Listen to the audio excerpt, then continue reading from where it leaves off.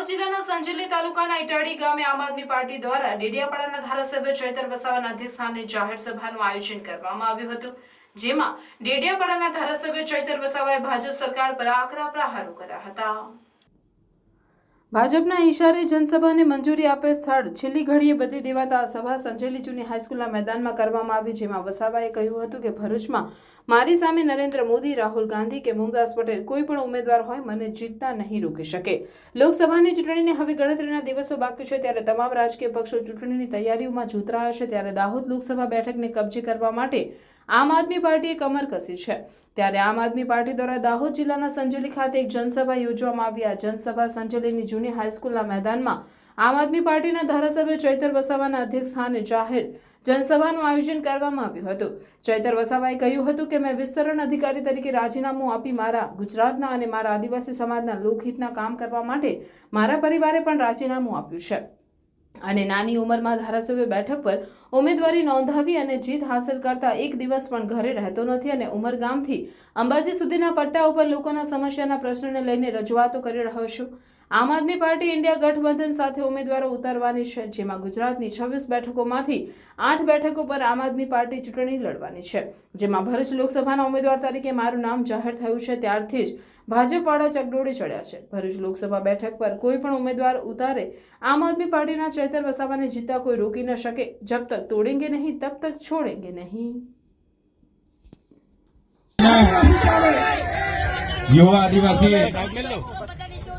युवा आदिवासी समाज समिति द्वारा आयोजित आदिवासी समाजना चिंतन शिबिर में अहीं अपनी वच्चे उपस्थित पूर्व सांसद श्री माताश्री प्रभाबेन, पूर्व धारासभ्य एवा माताश्री चंद्रिकाबेन अने जुदा जुदा विस्तारोमांथी अहीं उपस्थित तमाम वडीलो, युवानो, होद्देदारो, तमाम सरपंचो, माता बहनो અને જુદા જુદા વિસ્તારોમાંથી અહીં ઉપસ્થિત તમામ ક્રાંતિકારી મિત્રોને મારા જોહાર। આપણે તમામ આગેવાનોને, માતા બહેનોને હજુ સાંભળવાના છે। કદાચ અમે સૌથી પહેલા હતા એટલે અમને સૌથી પહેલા વારો આવી ગયેલો છે। તો મિત્રો, હું સાંભળતો તો છેલ્લા 1.5 કલાકથી બધા આગેવાનોએ ખૂબ સરસ માહિતી અહીં આપી છે આપણને। ગ્રામ સભાની માહિતી, સંવિધાનની માહિતી, કાયદાકીય માહિતી, તમામ માહિતીઓ 1 બાય 1 આપણા સાથી મિત્રોએ આપણને આપી છે। તો હું વધારે વિશેષ લાંબુ ભાષણ નહીં કરીશ, પણ આજની જે વાસ્તવિકતા છે, આપણા કલાકાર મિત્રોએ ખૂબ સરસ ગીત ગાયું છે। શરૂઆતમાં પણ એમણે ગીત ગાયું કે આપણે આપણી હક અધિકાર વાળી લડાઈ લડવી પડશે અને ઘણા સાથી મિત્રોએ જેટલા પણ અહીં સ્ટેજ પર આવીને જેમણે પણ નિવેદન આપ્યું છે, ભાષણ આપ્યું છે, તમામે કીધું કે આપણે આ દેશના માલિક છે। આપણા આદિવાસીઓમાં ચૂંટાયેલા પ્રતિનિધિઓથી લઈને ઘણા આપણે પરેશાન છે, પણ મિત્રો આજે આ સ્ટેજ પર આપણે સામાજિક રીતે આપણે ઉપસ્થિત થયા છે। જેટલા પણ અમે રાજકીય લોકો અહીં તમારા આમંત્રણને માન આપીને ઉપસ્થિત થયા છે, તમામ લોકો અમે એવું માનીએ છીએ પહેલા અમે આદિવાસી છે, પછી અમે કોઈ પાર્ટીના છે। જે લોકો આવું માને છે તે આજે તમારા આમંત્રણને માન આપીને તમારી વચ્ચે ઉપસ્થિત થયા છે। જે લોકો પાર્ટીને મહત્વ આપે છે તે લોકો અહીં ઉપસ્થિત થયા નથી। મિત્રો, આપણે એ પણ સ્વીકારવું પડશે કે આદિવાસી ઉમરગામથી અંબાજી સુધી ગુજરાતની આપણે જ્યારે વાત કરીએ છીએ, આટલો મોટો આપણો આદિવાસી સમાજ છે, આપણી 27 જેટલી બેઠકો છે, તો આ બેઠકો આપણી રિઝર્વેશન છે અને તમે ને અમે સારી રીતે જાણીએ છીએ આ બેઠકો પર બીજા કોઈ વાણિયા, બામણ, પટેલ કે કોઈ ભરવાડ કે કોઈ મુસ્લિમ લડતા નથી, પણ આપણે સ્વીકારવું પડશે કે આ 27 બેઠકો અમારા અને તમારા જેવા આદિવાસી સમાજના જ લોકો લડે છે। પણ કેટલીક પાર્ટીઓથી દબાયેલા રહીને જ્યારે સમાજની વાત કરવાની આવે છે ત્યારે એ લોકો સડક પર કે સદનમાં સમાજની વાત મૂકવામાં શરમાય છે અને દબાય છે. એના લીધે આટલા વર્ષોથી આપણે દુઃખી છે. આજે આઝાદીનો અમૃતસર મનાવી રહેવાય છે, શ્રેષ્ઠ ભારતની વાત થાય છે, વિકસિત ભારતની સંકલ્પ યાત્રા ચાલે છે. પણ મિત્રો, તમે બધા અમે બધા વાકેફ છે, આજે ગાંધીનગર હોય, અમદાવાદ હોય કે સુરત હોય, જે મજૂરી કરનાર હશે, ગટર સાફ કરનાર હશે, તે માત્ર ને માત્ર આપણો આદિવાસી ભાઈ અને બહેન હશે. આ હકીકત છે. ઘણા મિત્રો મને સારું લગાડવા તાળીઓ પાડી, પણ આ દુઃખની વાત છે. ખરેખર તમારે ને અમારે એ પણ શીખવું પડશે કે આપણે તાળી કાં વગાડવાની છે. બધી જ જગ્યાએ તાળી પાડવામાં આદિવાસી સમાજ માહેર છે, એટલે બીજા લોકો આવીને તાળીઓ પડાવીને જતા રહે છે. ગુજરાતમાં જો કુપોષણની વાત કરીએ, એ દાહોદ અને નર્મદા જિલ્લો સમગ્ર દેશમાં અને રાજ્યમાં સૌથી આગળ છે. વિકસિત જિલ્લાની વાત કરીએ તો આપણા બંને જિલ્લા આજે પણ અવિકસિત છે. અને સૌથી વધારે જો બજેટ આપણું આવતું હોય, એ બજેટ આપણું છે મિત્રો. આપણા સાથી મિત્રોએ કીધું, સબસે ઊંચી ગ્રામ સભા. પણ જે આપણે આજે ટેક્સ ભરીએ છે, એ ટેક્સ જ્યારે બજેટના નામે જ્યારે આપણે ત્યાં આવે છે, તો આ જ બજેટ કેટલાક લોકો પોતાના કાર્યાલયના પૈસા હોય એ રીતના બહારથી બધી એજન્સીઓ, એનજીઓ ઘણા આવીને આપણા આદિવાસી વિસ્તારનું બજેટ પણ એમાં સગે વગે કરે છે. તો મિત્રો, આજે આપણે ચિંતન શિબિરમાં ઉપસ્થિત થયા છે.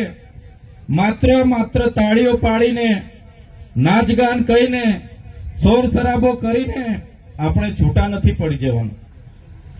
પણ આપણે વિચારવું પડશે, આદિવાસી સમાજને સામાજિક રીતે કઈ રીતના આગળ લાવવાનું છે, આર્થિક રીતે ક્યાં આગળ લાવવાનું છે, રાજકીય રીતે પણ કઈ રીતના એક કરવાનું છે, એ આપણે એ તરફ વિચારવું પડશે. અહીંયા ઉપસ્થિત હું નાનો વ્યક્તિ મોટી વાત કરું છું, પણ તમામ વડીલો, માતા બહેનો, અમે હોય કે તમે હોય, આ લોકશાહી સાથે જોડાયેલા છે. અને જ્યારે પણ ચૂંટણીઓ આવે છે, તમે ને અમે કોઈને કોઈને તો મત તો આપીએ જ છે. સાચી વાત છે ને? તો આ જે તે વખતે એ આવે છે ત્યારે કોઈને કોઈ સરપંચથી લઈને હું સરપંચોને પણ અભિનંદન આપું છું. અહીંયા ખૂબ મોટી સંખ્યામાં સરપંચો જોડાયેલા છે. ખરેખર આ સરપંચો પરથી આ વિસ્તારના ધારાસભ્ય અને સંસદ સભ્ય શીખવા જેવું છે. સમાજની વાત આવી, બધા સરપંચો અહીંયા હાજર થઈ ગયા છે. શીખવા જેવું છે, છતાંય એ લોકો શીખતા નથી. એ આપણી કમનસીબી છે. મિત્રો, આજે આદિવાસી સમાજ મૂળ માલિકની વાત કરે છે. આપણે મૂળ માલિકો છે. આગળ એક સાથી મિત્રોએ કીધું, અરવિંદ કેજરીવાલજી અને ભગવત માનજીની સૂચનાથી આજે અમે દાહોદ લોકસભાની મુલાકાતે આવ્યા છે. અને આવનાર જે 2024ની લોકસભા છે, એમાં ઇન્ડિયા ગઠબંધન એલાયન્સ થયું છે, ત્યારે દાહોદ લોકસભા આમ આદમી પાર્ટીએ માંગણી કરી છે. ત્યારે આજે અમે એનાલિસિસ કરવા માટે આવ્યા છે. દાહોદ લોકસભામાંથી 3 જેટલા ઉમેદવારો અમારા નામો અમારી પર આવ્યા છે અને આવનાર લોકસભા લડવા એમની ઈચ્છા પણ છે. ત્યારે ચોક્કસપણે દાહોદ લોકસભામાં જે રીતે અમને 3.5 લાખથી પણ વધારે મત વિધાનસભામાં મળ્યા છે, ત્યારે બીજા ક્રમાંકે અમે છે અને મજબૂત અમે છે. આજે તમામ કાર્યકરોને તમે જોઈ શકો છો, બધાએ દાહોદ લોકસભા લડવા માટે ઈચ્છા વ્યક્ત કરી છે અને લડવું જ જોઈએ એવી બધાએ માંગ પણ કરી છે. ત્યારે ચોક્કસ 2024ની દાહોદ લોકસભા ઇન્ડિયા ગઠબંધનમાં આમ આદમી પાર્ટીના મજબૂત ઉમેદવાર હશે અને અમે પૂરા તાકાતથી એ ઉમેદવારને જીતાડવા માટે દાહોદ અમે મહેનત કરીશું. સર, આપને જેલવાસ દરમિયાન કેવો અનુભવ થયો સર? જેલ તો જેલ હોય છે, જેલ કોઈ દુશ્મનને પણ ના થાય. અને મારે વિશેષ કડવો અનુભવ એટલે જ માટે થયો કે મને જેલ કરતા મારા ધર્મપત્ની, મારી 2 બહેનો, મારા જમાઈ, મારા પીએ બધાને આ લોકો ઉચકી ગયા અને 94 દિવસ જેવા રાખ્યા. એટલે સરકારે ચૂંટણી જ લડવાની હોય તો મેદાનમાં લોકશાહી છે, બધા સામસામે લડીએ. પણ આવી ખોટા ષડયંત્રો, ખોટી વાર્તાને આધારે જ્યારે સજા કરવામાં આવે છે, ત્યારે ખરેખર દુઃખ થાય છે. અને લોકતંત્રનું હનન થતું હોય એવું અમને લાગી રહ્યું છે. દાહોદ જિલ્લાની લોકસભા માટે શું અમે કહેવા દાહોદ લોકસભાની જનતાને કહેવા માંગીએ છીએ, ટૂંક જ સમયમાં ઇન્ડિયા એલાયન્સમાંથી આમ આદમી પાર્ટીના ઉમેદવારનું જાહેરાત આવી જશે, નામ જાહેર થઈ જશે.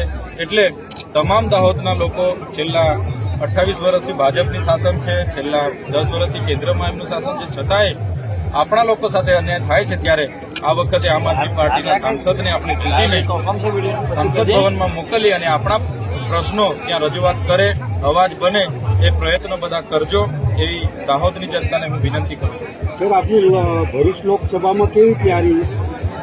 ભરૂચ લોકસભામાં મારું નામ છેલ્લા 1 મહિનાથી અમારા રાષ્ટ્રીય અધ્યક્ષે જાહેર કર્યું છે. ત્યારે અમે ત્યાં મહેનત કરી રહ્યા છીએ. અમને અમારી ટીમ ભરૂચ લોકસભાની જનતા પર પૂરો ભરોસો છે કે આ વખતે એ લોકો અમારા પર વિશ્વાસ મૂકશે અને અમે ભરૂચ લોકસભા જીતીશું. દાહોદ લોકસભામાંથી 3 થી 4 નામો અમારી પાસે આવ્યા છે. અમે એ નામો પાર્ટીમાં હાઈકમાન્ડમાં મોકલીશું, પાર્ટી સર્વે કરાવશે અને બાદમાં એ 4માંથી એક ઉમેદવાર અમારા નક્કી થશે.